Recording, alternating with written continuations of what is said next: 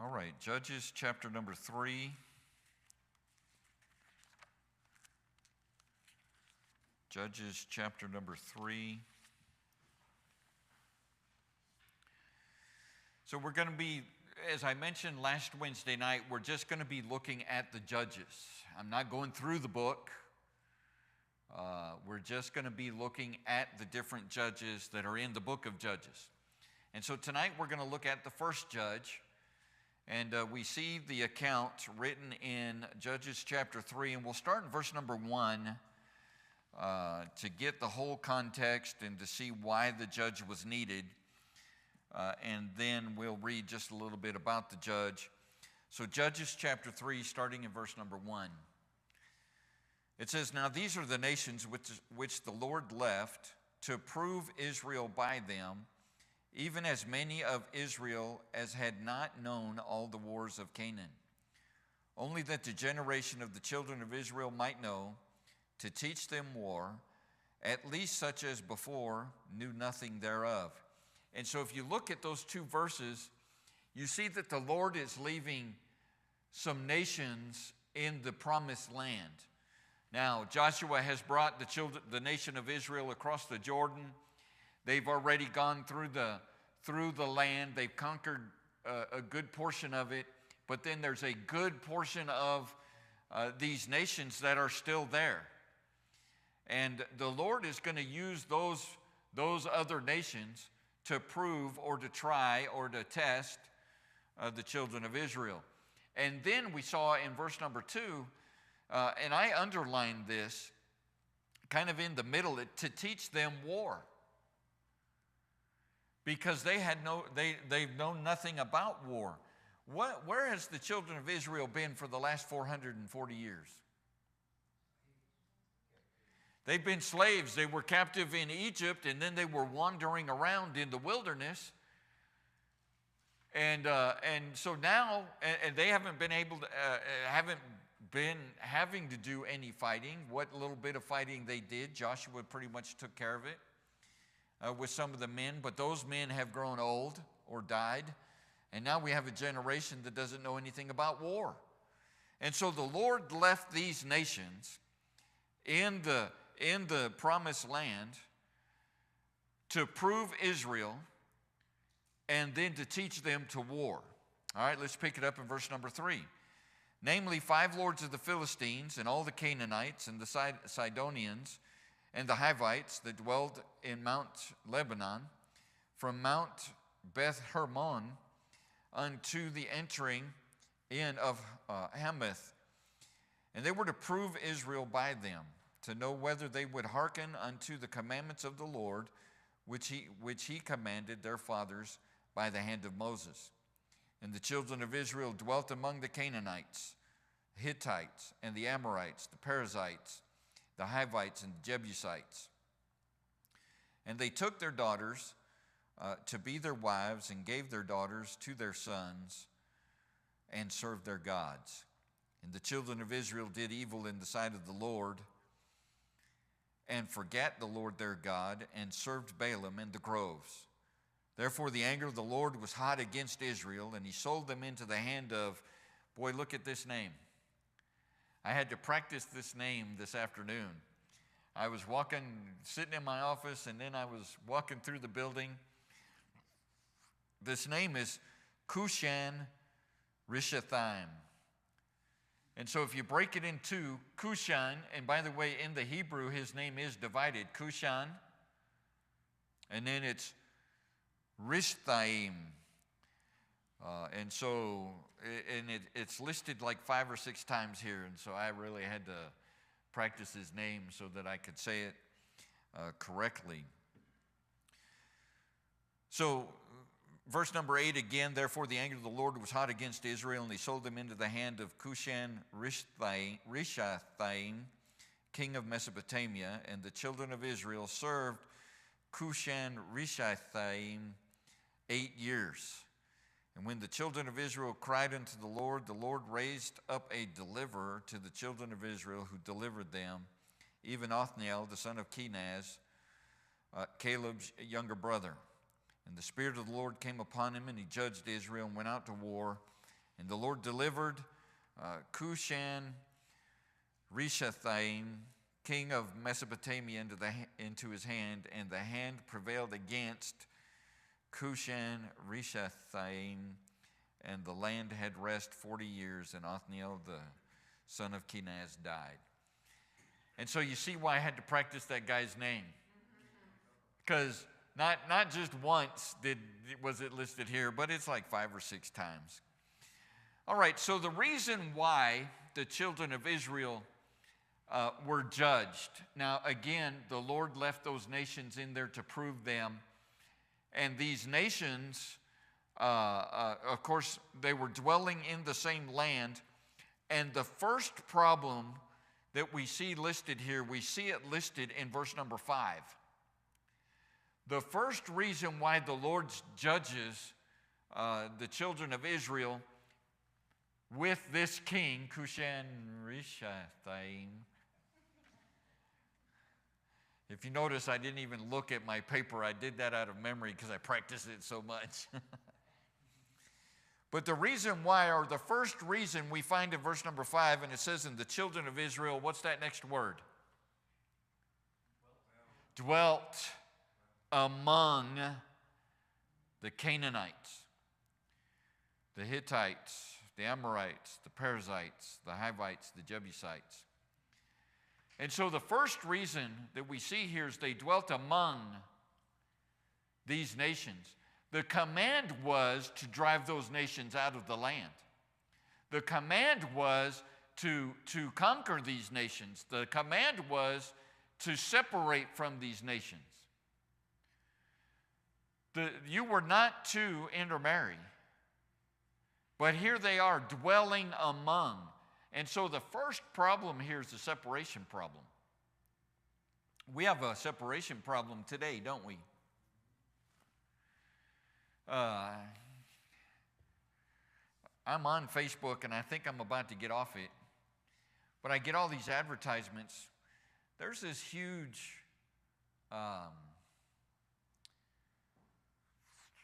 I think they call it a Messianic prayer conference going on in Canada. And one of the selling points on this advertisement is hot worship. Hot worship. Well, evidently by this ad, the hot worship is they had like 17 rock bands that were going to be playing during the church services. And so, is there a separation issue there? Should rock bands be part of a church service? Even though they're putting the name of God in their rock songs, is that still, or do we still have a separation issue here? Because it's not the music, it's the words, right?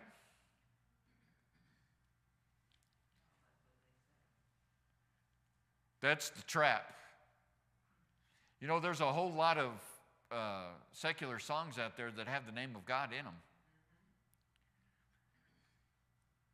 Now I'm going to show my carnality, and you guys are going to know yours because you're going to know this song. How many of you ever heard the song Stairway to Heaven?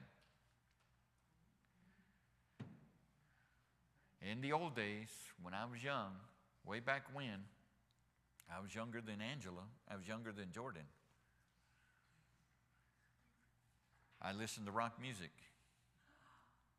Stairway to Heaven. I mean, come on, Stairway to Heaven. Does that not have God in it?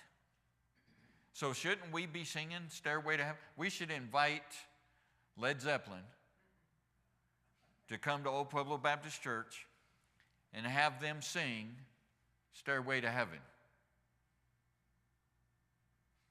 Would that be okay? Would that be would that be hot worship? So do you see a separation issue here? The Bible tells us, come out from among them and be ye separate.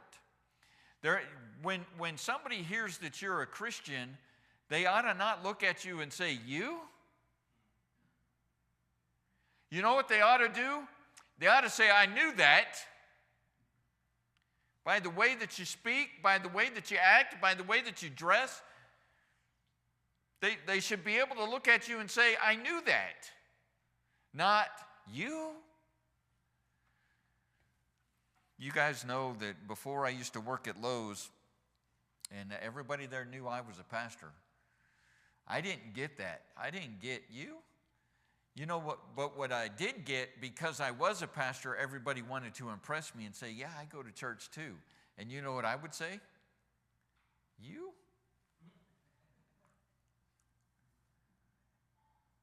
I need to have a profanity filter on my ears from listening to you speak, and then you're going to turn around and tell me that you're a Christian? You? And so we have a separation issue here. And it was the same thing here in the land. The children of Israel dwelt among those people that they were supposed to drive out. So problem number one, there was a separation issue. Problem number two, we find in verse number 6. Actually, the next two problems we find in verse number 6. The second problem here, they took their daughters to be their wives and gave their daughters to their sons. There's a marriage issue here. In 2 Corinthians chapter number 6, hold your place here and turn to 2 Corinthians chapter 6.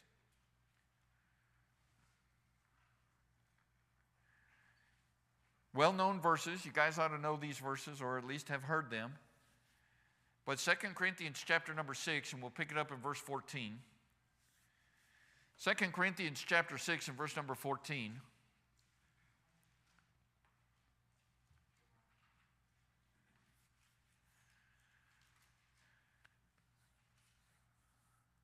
Second Corinthians 6 and verse 14, be ye not unequally yoked together with unbelievers. For what fellowship hath righteousness with unrighteousness?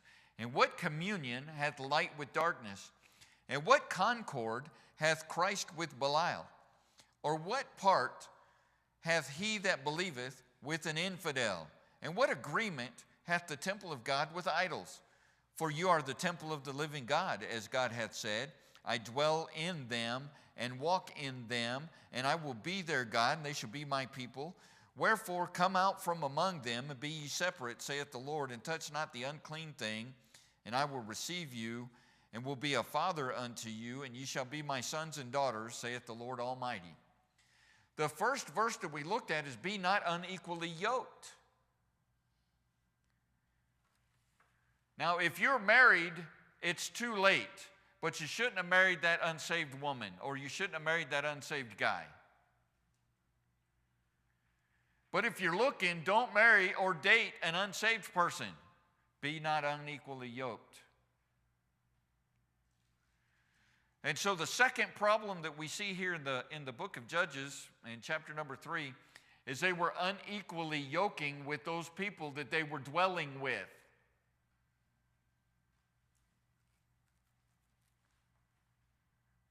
They were giving their daughters and they were taking their daughters.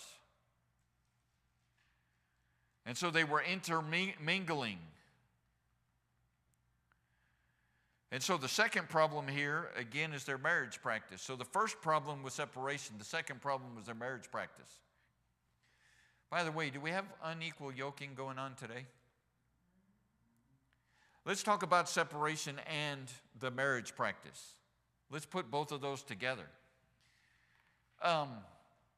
Let's not even talk about the spiritual realm. Let's talk about physically.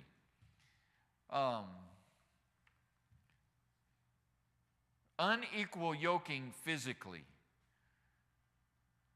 and separating physically. Who were the first two people that God put in the garden? Adam and Eve, right? It wasn't Adam and Steve.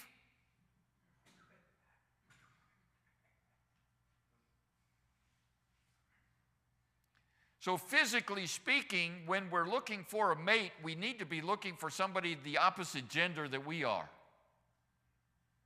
By the way, how many genders are there? Two. What are they? Male and female.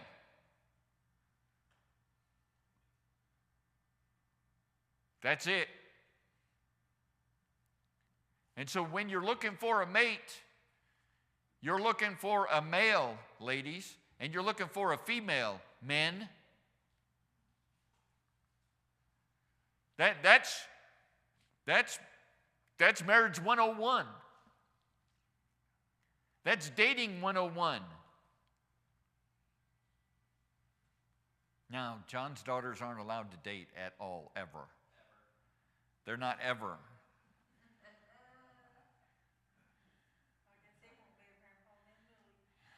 Nope. But he's got 4 girls. You know who they ought to be looking at getting married to? 4 boys. We're only talking physical right now. Right? We're only talking in the physical right now.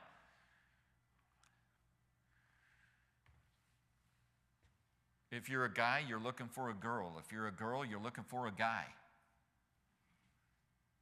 Dating 101. Don't be unequally yoked. Now, let's speak about spiritually. Don't even date someone who's unsaved. Don't even entertain it.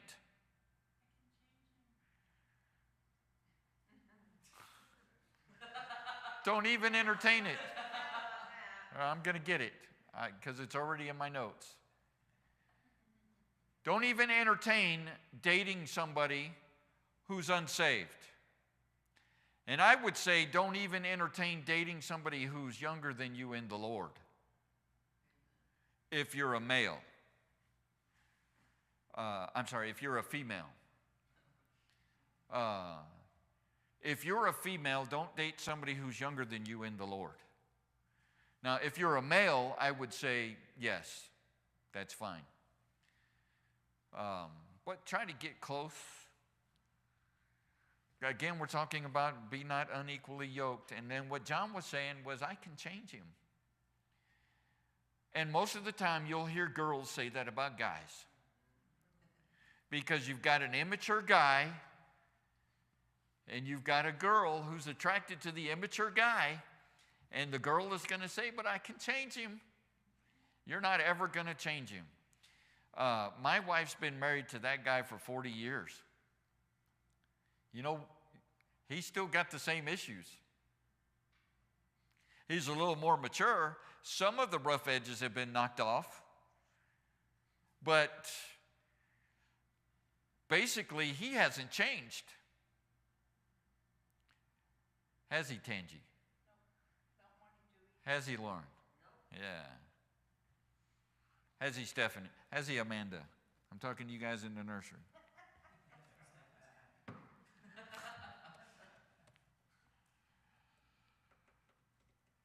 So be not unequally yoked. Let's go back to Judges chapter 3. So the problem number 2 is their marriage practice. Problem number 3 is a result of their marriage practice. We find in verse number 6, and they worshiped other gods, or they served other gods. Look at verse number 6 again. And they took their daughters to be their wives and gave their daughters to their sons and served their gods. So if we have problem number 1, which is separation issue, then we're going to have problem number 2, we're going to have a marriage practice issue, and then problem number 3 is going to be the result of those, we're going to start serving another god.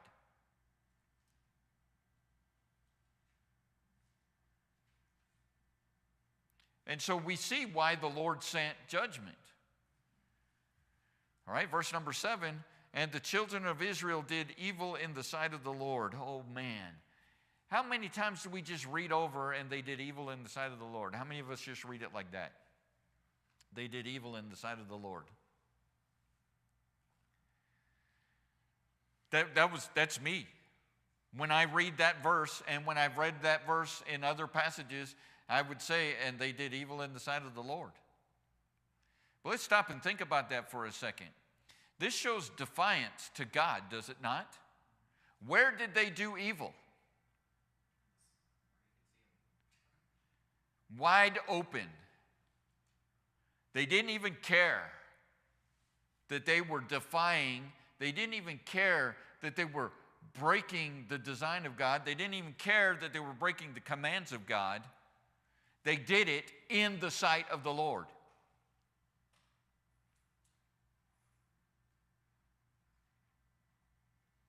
They came out of the closet, so to speak. They did it in the sight of the Lord. Now, used to be we would try to hide our sin, right? Used to be when the preacher would come to your house, you would put your beer bottles away and you would turn the TV off and you would clean up your house and you would make it look like you were good Christians, even if you were unsaved. Uh-oh, pastor's coming.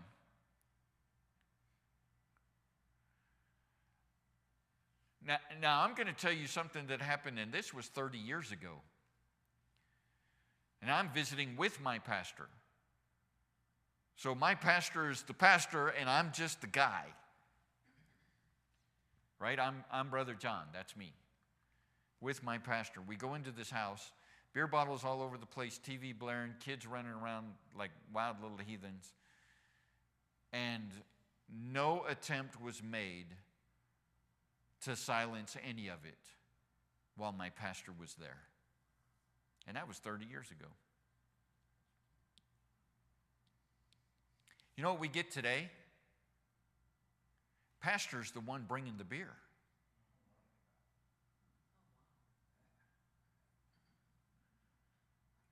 Pastor's the one bringing the beer. He's got the puka shells. We have little fireside chats at the church service.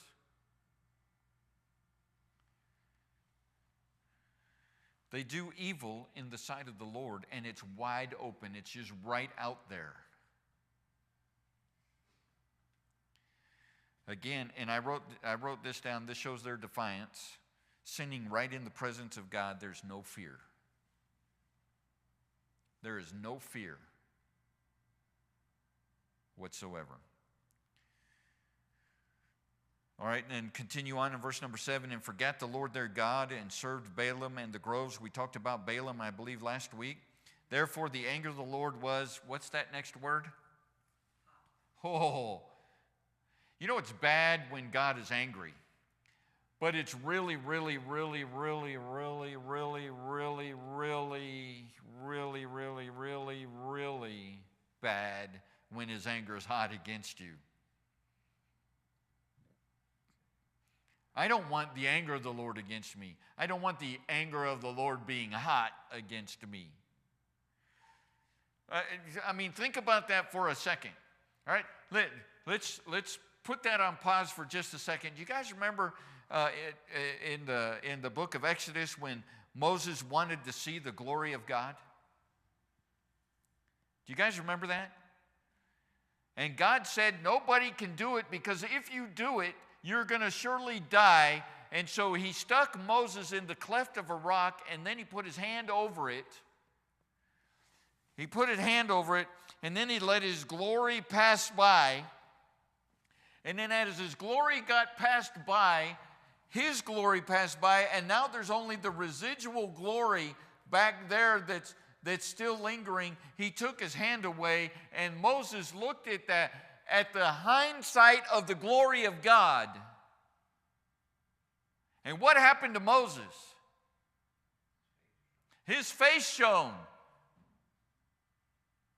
He was in the presence of the residual portion of God's glory.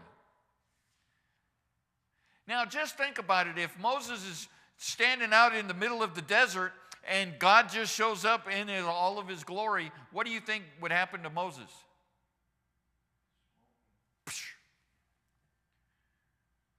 And that's in his good pleasure and his glory. What do you think about his hot displeasure?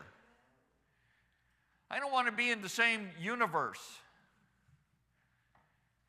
in the hot displeasure of God, let alone be the one that calls down his hot displeasure. Look again. Therefore the anger of the Lord was hot against Israel. And he sold them into the hand of Cushan-Rishathaim, the king of Mesopotamia. And the children of Israel served Cushan-Rishathaim 8 years. Why? Because of their separation issue, their marriage practice issue, the result of their marriage practice issue. They did evil in the sight of the Lord, wide open, right out in front of them. So God sent judgment. The king of Mesopotamia. And the king of Mesopotamia, well, the children of Israel had to serve him for 8 years.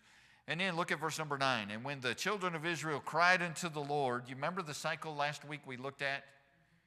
There was the sin, there was the judgment, there was the cry, and then there was the sending of the judge. When the children of Israel cried unto the Lord raised up a deliverer to the children of Israel who delivered them, even Othniel, the son of Kenaz, Caleb's younger brother. So you're in Judges chapter 3. Let's go back to Judges chapter 1 real quick, and let's find out who this Othniel is. It says, Othniel, the son of Kenaz, Caleb's younger brother. So Kenaz is Caleb's younger brother. Who's Othniel? Othniel is his son-in-law.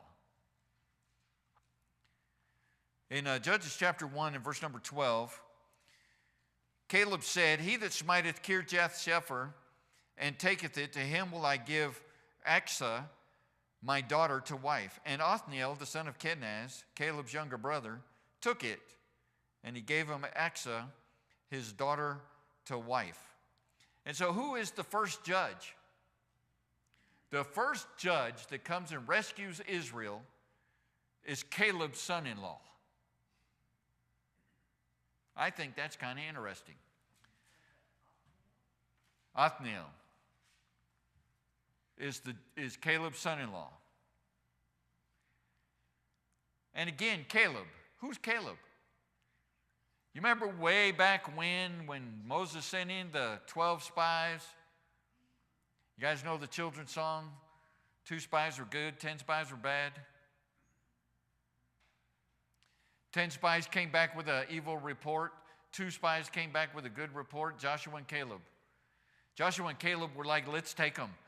Matter of fact, here's the grapes. And one bunch of grapes 2 men had to carry on a pole. One grape was probably this big around.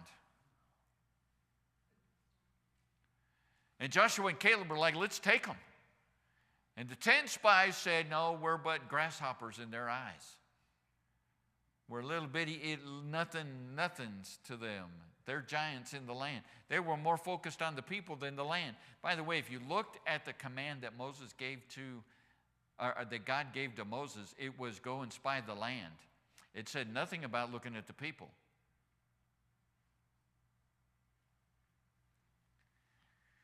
And so two spies, Joshua and Caleb. And then after the 40 years in the wilderness, who were the 2 grown men that went into the promised land from before? There's only 2. Joshua and Caleb.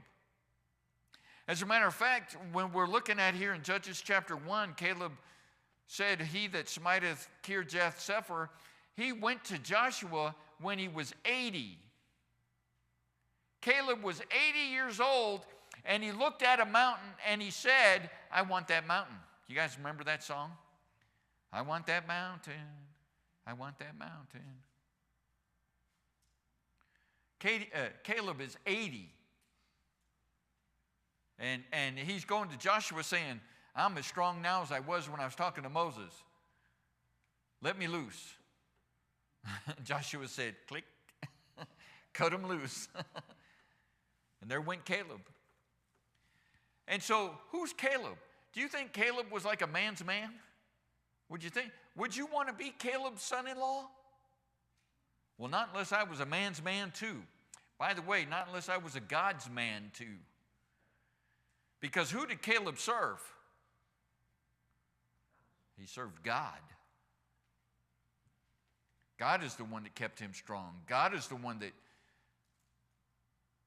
blessed him because he was one of those 2 faithful spies.